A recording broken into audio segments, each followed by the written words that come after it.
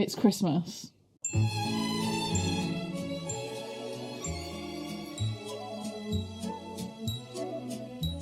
Am I in a Christmas jumper? No. Should I be in a Christmas jumper? You decide. Hello, BookTube. How have you been? Today, I'm coming at you with a Christmas book tag that I decided on a whim to come up with. There's no more explanation.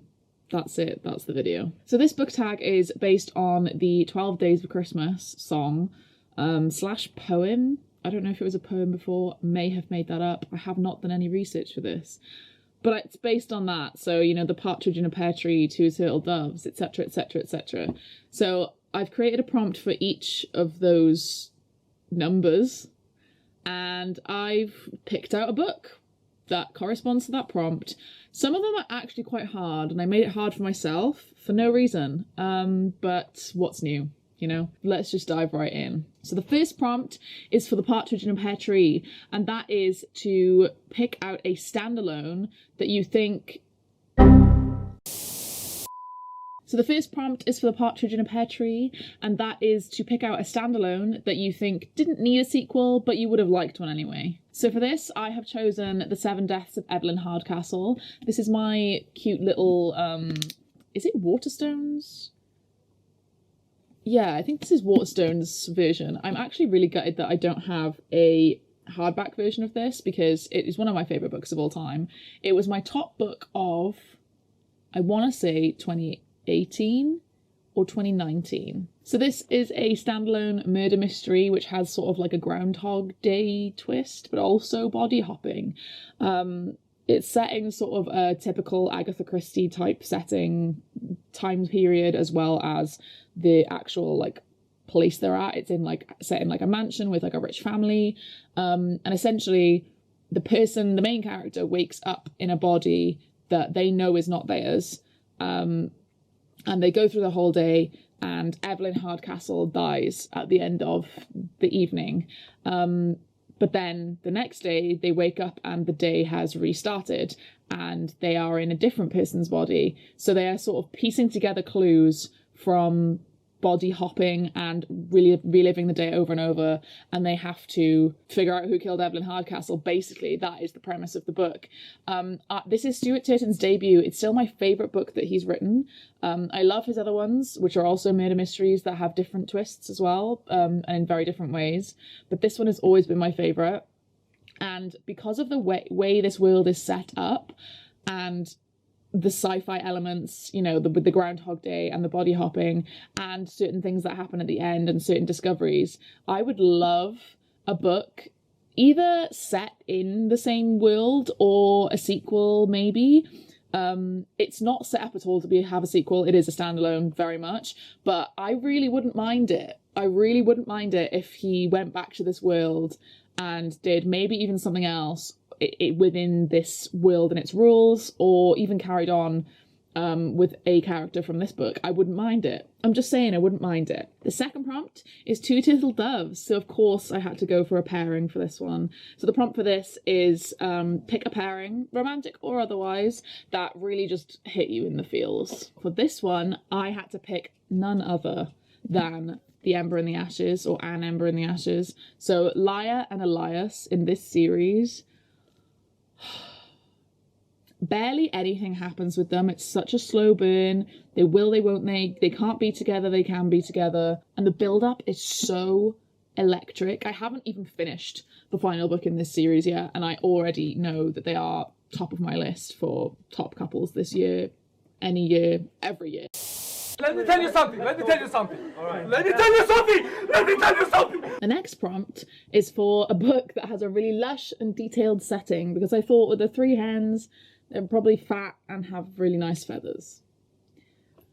Don't ask about this one. Just go with it. So for this one, obviously, I had to pick Strange the Dreamer by Lady Taylor. Was there going to be any other option? I don't think so. This book is one of my, I would say, top 10 books of all time. I've reread it multiple times.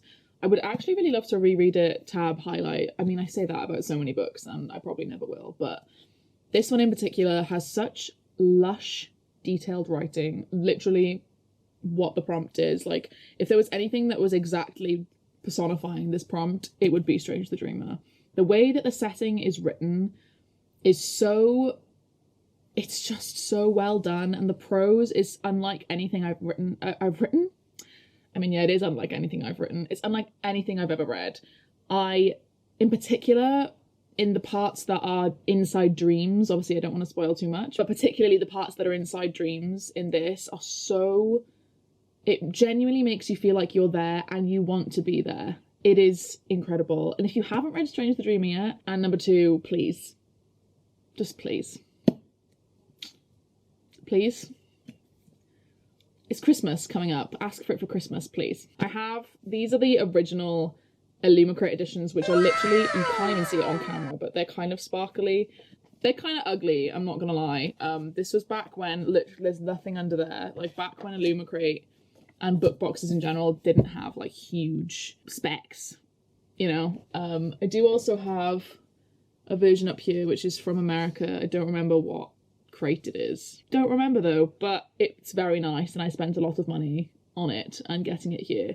And at one point I thought it wasn't going to arrive, but it did, and I was very happy. But I've made multiple of my friends read this, and going into it, you really don't want to know too much. Like, I went into this not knowing anything at all. I essentially didn't even read the synopsis, and I just got absolutely blown away by it. Yeah, that's it. I don't need to tell you anymore. You just need to read it. The next prompt is for calling birds. So for this one, I thought about talking, gossiping, prophecies, that kind of thing. So basically, this prompt is to pick a book where people couldn't stop talking. So again, prophecies, gossip, monologuing, talking, yapping. That's my brand.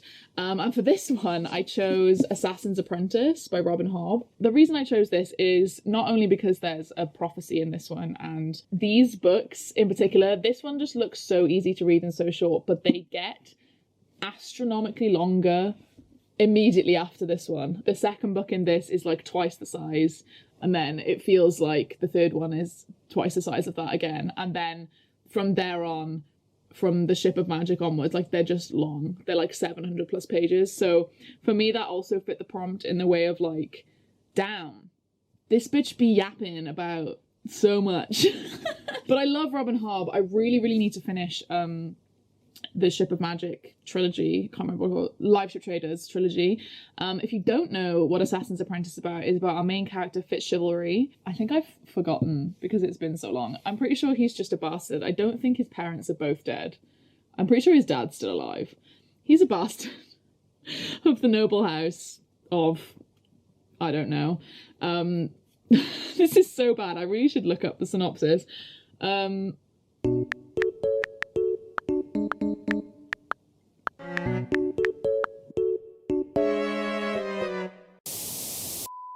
So yeah, Fitzchivalry, or Fitz, is a bastard, and he's just been cast out into the world. Yeah, okay, he's got a magical link with animals, and basically this magic is kind of powerless if you use it too much. And at one point then, near the beginning, he gets adopted into the royal household, and he then gets trained as an assassin, basically, by like the really old royal assassin guy. That's kind of what the first book is about, in essence. There's so much more to it than that. There's a whole, I mean, the entire Farseer, this is the Farseer trilogy, but like the whole realm of the Elderlings is currently 9 books? Question mark? No. 3, 6, 10, 13 books, I believe, or might be 16. I'm not that far yet. I'm only on book 6, so I'm not that far yet, but I think it's about 16. I really need to continue it, and now talking about it's just made me really want to continue it. This was a bit of a chaotic one because I couldn't remember what this was about, but I knew that there was a prophecy about him. Is there? There isn't. There might not even be a prophecy about him. But they do yap. They do be talking. They do be long books, other than this first one, so it still fits. You can tell I've not done booktube for a while. Let's move swiftly on. Number 5 is 5 Golden Rings, and this prompt is going to be a series that you committed to deeply.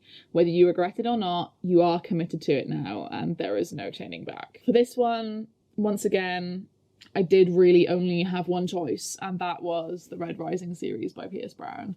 This series. I have reread this series nearly as often as I read Harry Potter when I was a child.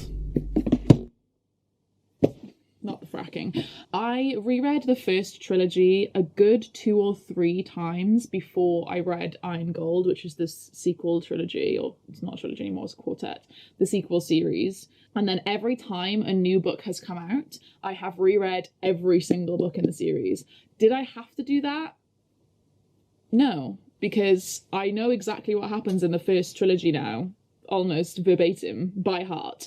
So realistically, I only really needed to reread the start of the new series, which is Iron Gold, Dark Age, Lightbringer, and then the new one coming out is Red God, which is next year, fingers crossed, 2025. P.S. Brown, don't let me down. But this series is my favourite series. As much as I love Every Heart Doorway, which is like my favourite series in my heart, Red Rising, by evidence alone, is my favourite series for how much I've read it, how many editions I own, and how I've hung on to these Fairy Loot editions for so long. At one point, this original trilogy was, like, Fairy Loot editions were going for, like, I want to say, like, 800-900 quid. And I was not even tempted to sell them because they're mine. And I'm poor, just to... In case anyone had any doubt, I am very poor. So I very much could have. And I did not. And there was no way in hell I was ever going to, and am ever going to, because I love Red Rising. And I love these editions. I actually like these editions more than their Iron editions, which I do also have. Are they there as well? They're there somewhere. One of my favourite editions ever, I think. So simple, you know, a simple design.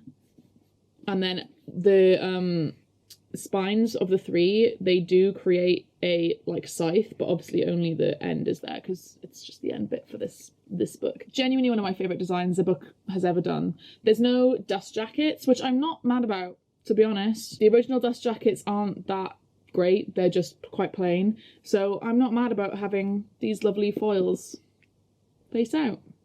And I love it. Red Rising, if you don't know, if you've been living under a rock, is about a world where every person has a colour, and it's not just assigned to you or anything, you are born as that colour. So they have sigils in their hands. Your hair, your eyes, everything about you will be that colour. So red, for example. And reds are the miners of the world. Golds are in charge. Silvers kind of are like government-esque, I think. It's stuff like that. Like yellows are doctors. Pinks are, unfortunately, sex slaves. Things like that. And the whole point of Red Rising is a revolution. Basically, it's dystopian at its best. And the original trilogy, well, the first book is very dystopian Hunger Games type vibe. It does become more hard sci-fi as it goes on, but probably still more like space opera-esque. There are space battles. There's not loads of, I would say, like hard sci-fi words that are really hard to understand, but there is a lot of language that's like made up, like slang that's made up in this. But I really bought into it and I fully loved it from the beginning, and genuinely it's one of the best plot twisty books as well. And I love it and I would recommend it to anyone.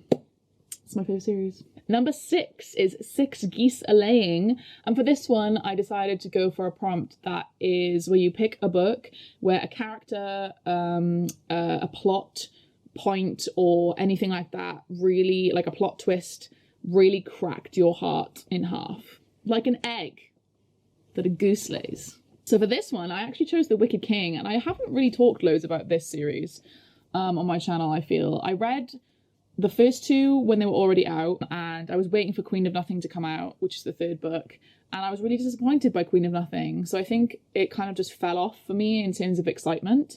But Wicked King is the only book in the trilogy that I gave 5 stars.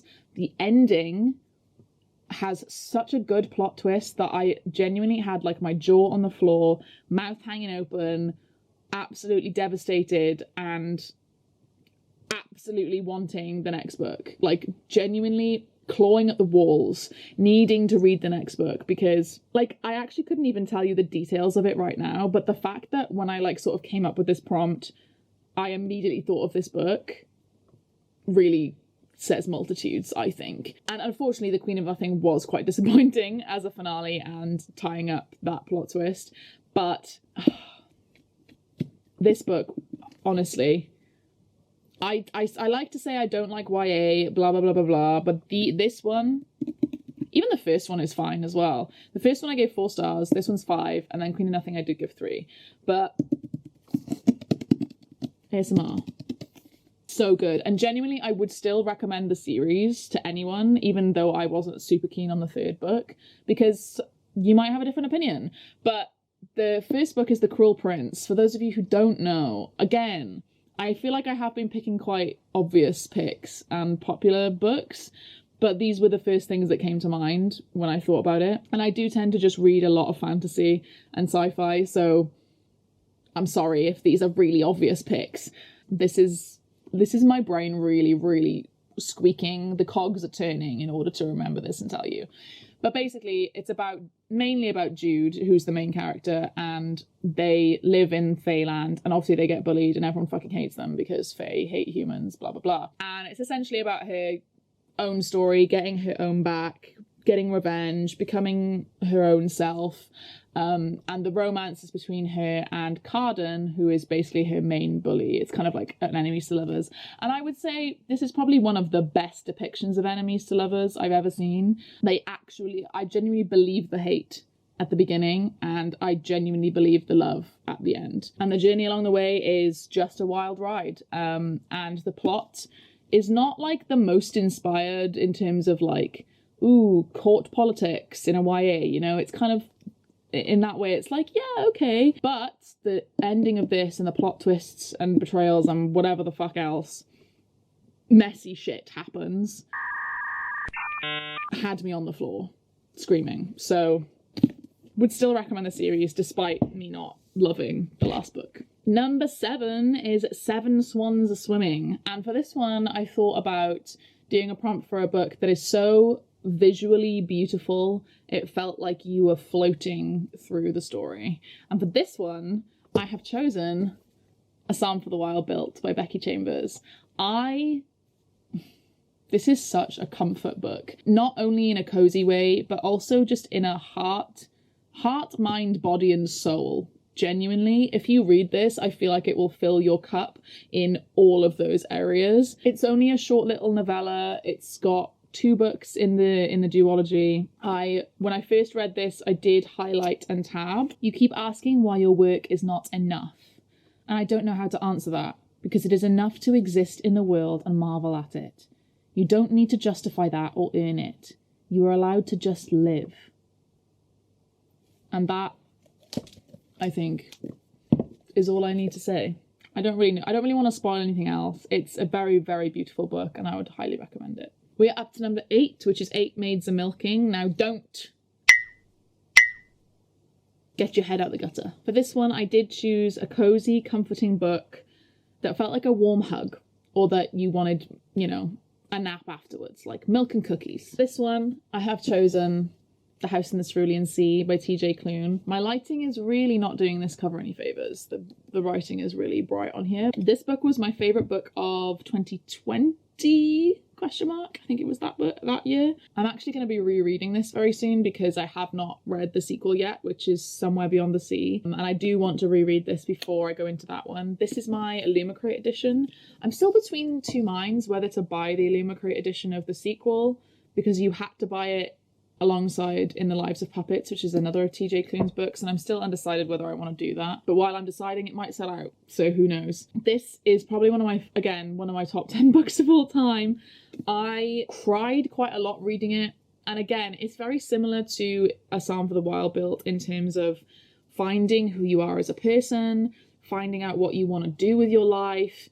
Has everything you've done up to this point made you happy? Are you fulfilled? Is it the right thing to be doing? A lot of these themes come through. Basically, this book is set in an alternate universe, kind of dystopian-esque, where people have started mutating. So similar to kind of like X-Men, I guess. And not just, you know, normal powers like flight or whatever.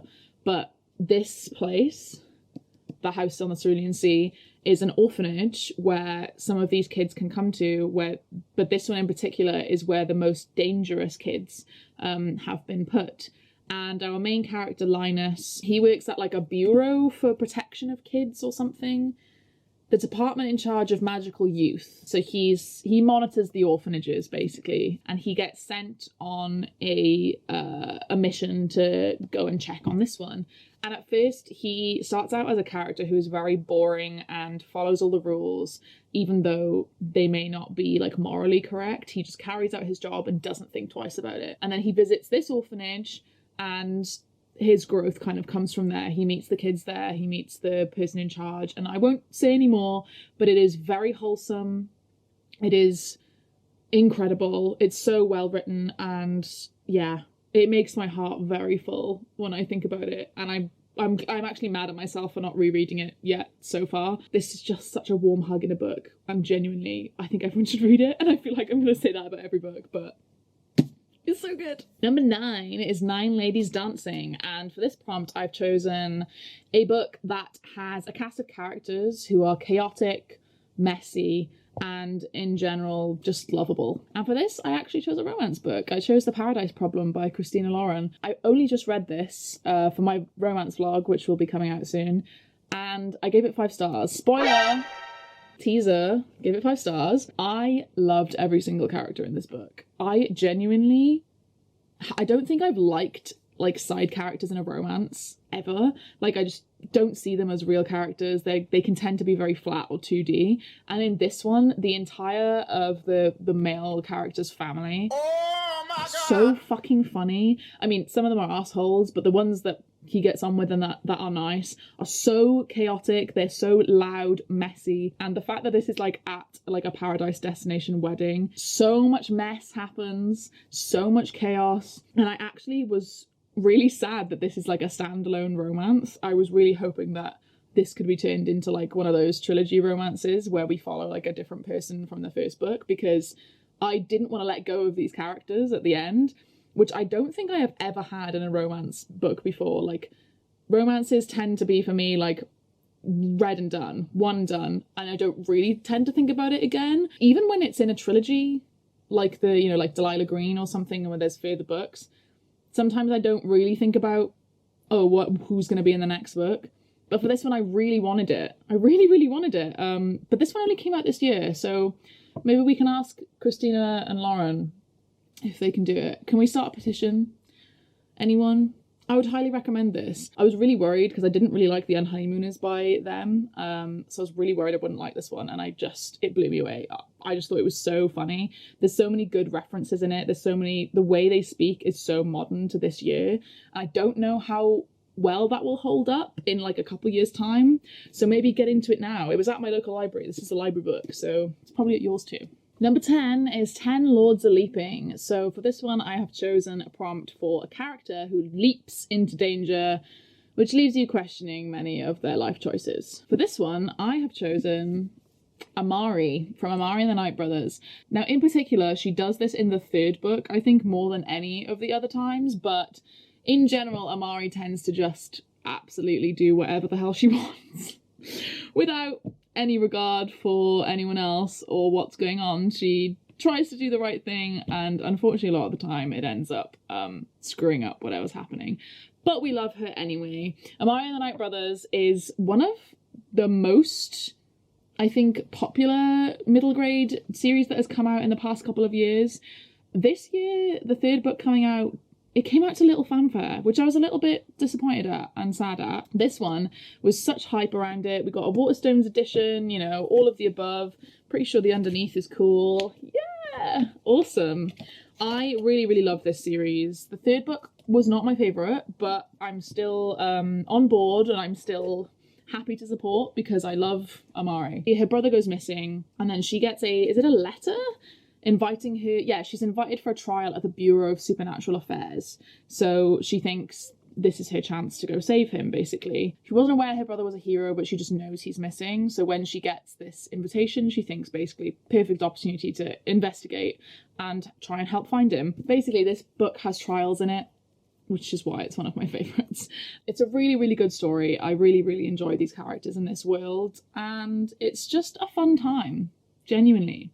But Amari, babe, you do just leap into danger and do whatever the hell you want, and I'm judging you for it. Love you. Number 11 is 11 Pipers Piping, and for this one I chose a prompt where the book has anything to do with rhythm, sound, music, something to do with that. And for this one, I did choose The House of Salt and Sorrows by Erin A. Craig. I read this book such a long time ago, but it is a retelling of the 12 Dancing Sisters, I believe it's called. This is really spooky, eerie, but not like really scary. It's very atmospheric. It's about a girl who has 12 sisters, or 11 sisters. Each one of them basically goes missing one at a time, and she investigates it. I don't really want to say anything more because the vibe of this book is very much like not really loads of plot. No plot, just vibes, essentially. There is a romance in it. I think I wasn't super keen on the romance when I read it. It was fine, but I'm pretty sure I gave this 4.5 stars, so it's very much high up there. It's actually probably the perfect time of year to read this. I wouldn't say it's Christmassy, but I think like the dark, long nights and the cold is a really good time of year to read this. And I would just highly recommend it. It's just a really fun time. I mean, fun being a subjective word in this context, but it is a fun time. And it's a standalone, so you're not committing to a new series. I actually do really want to read some more books by this author, but I've just never got round to it. Yeah, I don't actually want to say too much more, but there is rhythm involved because of the dancing. I really struggled with this prompt, actually. I don't know why I make things hard on myself, but there we are. Again, like I said, what's new? Last but not least, we have 12. Prompt 12. 12, we're here. We're at the end, final. 12 drummers drumming. So for this one, what I've got is a fast-paced, heart-pounding read. So like a drum beat, fast drum beat in your heart. Do not judge me for these prompts, okay? For this one, I did choose Battle Royale by Kushan Takami. Or, as always, shout out to Spoops for the Battle Royale recommendation. Somebody, I feel, gifted me this, but I think I have lost the thing. I read this in an entire day. I will never forget it. I was on sprints with Spoops, Mads, Christy, I think as well, possibly Sandra. I don't remember, but it was February 2021. I think it was the 28th. Pretty sure it was the last day of February. On a Sunday, we did all day sprints, and I read this entire book on those sprints. I could not put it down. There's shit happening left, right, and centre. If you didn't know, The Hunger Games was inspired by this book. If you don't know what it's about, it is literally Battle Royale. 42 students get taken from their beds. Well, not their beds, I just made that up. They get taken to fight to the death on an island in Japan. And every year this happens, and they're all usually the same age, usually from the same class as well, so they do know each other already. 21 boys and 21 girls. That's it. That's the premise. So even though this is 500-600 pages, every single page had me like, oh my god, what the fuck is gonna happen? I didn't know who was gonna win. I didn't know if possibly more might survive. Like, even though you know realistically one is probably only gonna win, you still think, oh my god, is some gonna survive and things like that. So every single page was a page turner, to be honest. And there's not really much else to say. That's it. That's the premise. That's the book. Would highly recommend it. It's a really wild ride. So that's it. Merry Christmas. Merry Christmas. If you do want to do this tag, please tag me in your video and or Instagram post. Would love to see it. Hopefully you enjoyed. I stream twice a week now over on Twitch. Thursdays and Sundays we do some gaming and yapping on a Thursday and reading sprints on a Sunday. There's not much else to say, to be honest. I am still active over on Instagram as well. Sabriel_1. And yeah, I hope you've enjoyed, and I will see you again probably next week. Merry Christmas!